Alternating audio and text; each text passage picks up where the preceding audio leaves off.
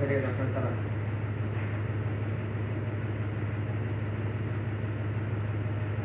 রোপণ 18 আপনি ক্লিয়ার, আপনি ক্লিয়ার দেখেন, রোপণ 18 আপনি ক্লিয়ার দেখেন, বাতাসে প্রচুর ভর্তি হবে, আপনি ক্লিয়ার দেখেন, রোপণ 18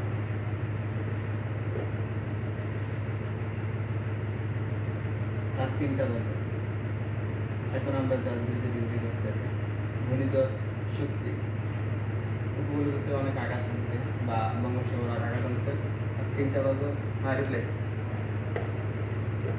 আচ্ছা ঠিক আছে, তাই উপকূলের ভিতরে আঘাত আনছে ঘূর্ণিঝড় শক্তির কারণে।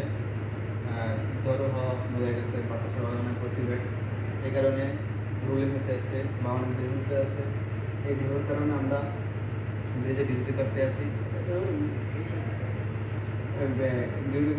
আমাদের মাস্টার সাহেব তহিমা তিনি ছিলেন ব্রিজে।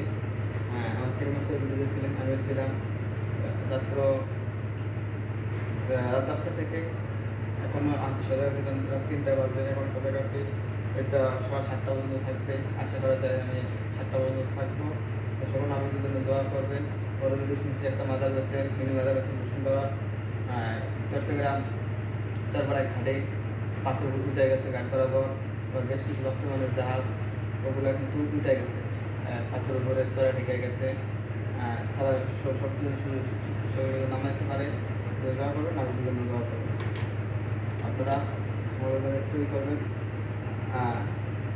কী করবেন যে আমরা যে সুস্থ থাকতে পারি, সব সমস্ত আমাদের জন্য দোয়া করবে। আর সামনে আস্তে আস্তে কোরবানি সম্ভাবনা, আমাদের কোরবানি সাগরে করতে হবে, কোরবানি যেহেতু আমাদের সকলের জন্য দোয়া করবেন। কোরবানির জন্য যে সুস্থ ঢাকা স্থাপন করতে পারি।